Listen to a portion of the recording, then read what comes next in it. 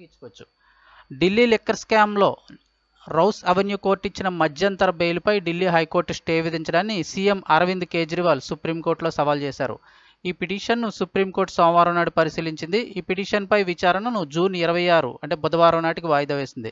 ఈ సందర్భంగా కోర్టు ఇరుపక్షాల నడుమ వాడివేడిగా వాదోపవాదాలు జరిగాయి. కేజ్రీవాల్ తరపున సీనియర్ న్యాయవాది అభిషేక్ సింఘ్వి వాదిస్తూ బెయిల్ ఆర్డర్పై మధ్యంతర స్టేను తొలగించాలని కోరారు. ఈడీ తరపున హాజరైన ఏఎస్జీ ఎస్వి రాజు కేజ్రీవాల్ అభ్యర్థనను అయితే వ్యతిరేకించారు. కేజ్రీవాల్కు ట్రయల్ కోర్టు ఇచ్చిన బెయిల్పై స్టే విధించాలని తాము దాఖలు చేసిన పిటిషన్పై ఢిల్లీ హైకోర్టు తుది తీర్పు వెలువరించనుందని తెలిపారు. ఇక ఈ అంశంపై హైకోర్టు ఉత్తర్వులు వెలువరే వరకు కూడా వేచి చూడాలని న్యాయమూర్తులు జస్టిస్ మనోజ్ మిశ్రా అలాగే జస్టిస్ ఎస్విఎన్ భట్టి గారితో కూడిన సుప్రీంకోర్టు వెకేషన్ బెంచ్ పేర్కొంది. తుది ఆదేశాలను హైకోర్టు వెలువరించాల్సి ఉన్న తరుణంలో తాము కలగజేసుకుని ఉత్తర్వులు ఇవ్వడం అనేది న్యాయసమ్మతం కాదని స్పష్టం చేసింది. ఈ పిటిషన్పై విచారణను బుధవారానికి వాయిదా వేసింది.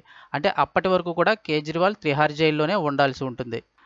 ఢిల్లీ ముఖ్యమంత్రి అరవింద్ కేజ్రీవాల్కు రెగ్యులర్ బెయిల్ మంజూరు చేస్తూ ట్రయల్ కోర్టు గురువారం నాడు ఇచ్చిన ఉత్తర్వులను ఢిల్లీ హైకోర్టు శుక్రవారం నిలిపివేసింది.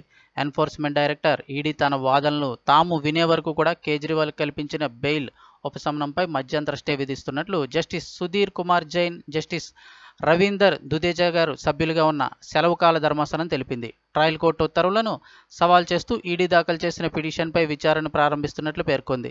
ఈడీ పిటిషన్పై స్పందించాలని కోరుతూ కేజ్రీవాల్కు నోటీసు జారీ చేసింది. ఈ నెల 24 కల్లా లిఖిత పూర్వక వాదనలు సమర్పించాలని ఇరుపక్షాలకు కూడా సూచించింది. రికార్డులన్నీ పరిశీలించాల్సి ఉన్నందున తమ తీర్పును 2-3 రోజుల పాటు రిజర్వ్లో ఉంచుతున్నట్లు తెలిపింది.